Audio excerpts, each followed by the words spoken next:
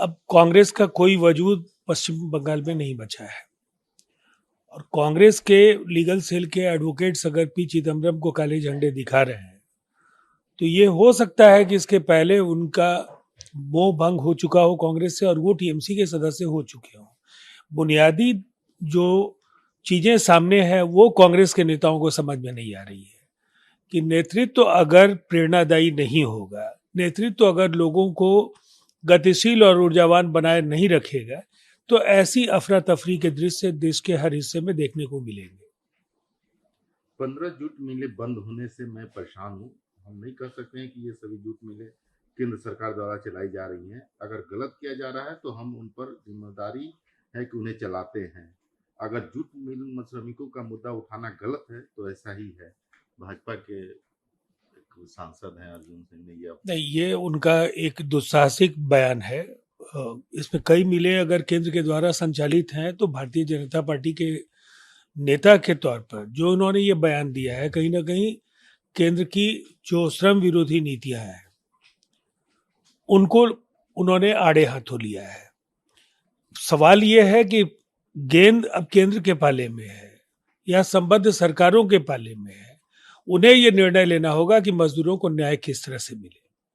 21 मई 2022 से शुरू होने वाले पखवाड़े में प्रभावी शुद्ध मांग और समय देनदारी की नगद आरक्षित अनुपात को 50 आधार अंकों से बढ़ा करके 4.5% का यानी रेपो रेट बढ़ा दिया गया। अब जो कार लोन हुआ, होम लोन हुआ, इनके ईएमआई अब बढ़ जाएंगे। इससे इन्फ्लेशन भी बढ़ेगा। ऑलरेडी पहले से देखिए, मेहनत कश लोगों को ये फैसला रास नहीं आएगा।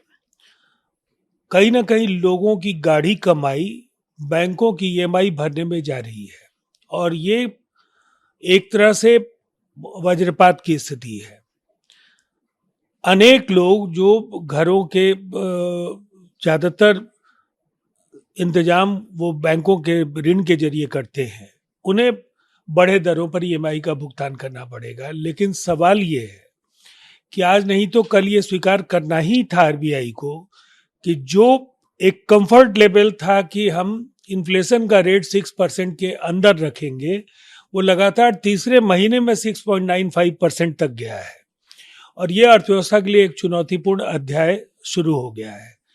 इससे बहुत हद तक नियंत्रित हो पाए अर्थव्यवस्था के हालात, ये मुझे संभव प्रतीत नहीं होता है। इसलिए कि इसके साथ साथ अभी बुधवार को फेडरल बैंक ऑफ अमेरिका को भी कुछ ऐलान करने हैं और वैसी स्थिति में उसका वैश्विक असर, उससे भारत भी अछूता नहीं रह पाएगा। लाउड स्पीकर राजनेता जो है हिंदुत्व का गला घोट रहे हैं। शिवसेना के नेता संजय राउत ने कहा, उन्होंने यह भी कहा कि इसे हिंदुओं के लिए काला दिन बताते हुए कहा कि लाउड स्पीकर की राजनीति करने के कारण हिंदू कई धार्मिक स्थलों पर सुबह की आरती नहीं सुन सकते। इस बात पर जोर देते हैं कि ऐसा पहले कभी नहीं हुआ है। संजय राउत को अपनी सरकार से जरूर ये पूछना चाहिए कि राज ठाकरे के खिलाफ केवल दिखावे की कार्रवाई होगी या जो अफरा तफरी और अव्यवस्था का वातावरण उन्होंने महाराष्ट्र में बनाया है, ये कानून व्यवस्था के लिए बराबर ही एक बड़े सवाल बने रहे हैं। कभी उत्तर भारतीयों के खिलाफ गाली गलौज करना, उनके साथ मारपीट करना, अब ये हनुमान चालीसा के जरिए एक जो नया उनका अवतार दिख रहा है, वो कहीं ना कहीं ये उद्धव ठाकरे जी की सरकार के सामने भी एक बड़ा प्रश्न चिन्ह है कि सख्ती के साथ राज ठाकरे से निपटने में असफल क्यों उनकी सरकार है।